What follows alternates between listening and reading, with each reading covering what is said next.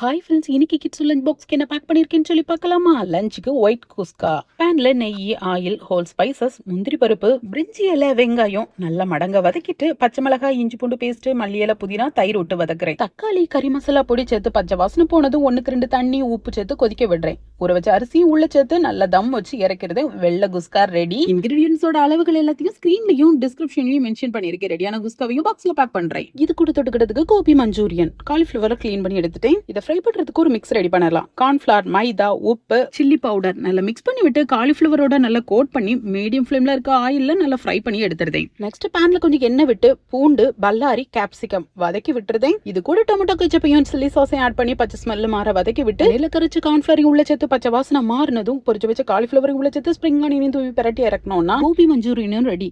இது கூட 10 மணி ஸ்நாக்ஸுக்கு பச்சை பயிரையும் அவிச்சு பாக்ஸ்ல பேக் பண்றேன். ஓகே ஃப்ரெண்ட்ஸ், லஞ்ச் காம்போ பிடிச்சிருச்சுன்னா லைக் கொடுத்துக்கோங்க. நாளைக்கு என்ன வேணும்னு சொல்லி நாளைக்கு பார்க்கலாம். பாய்.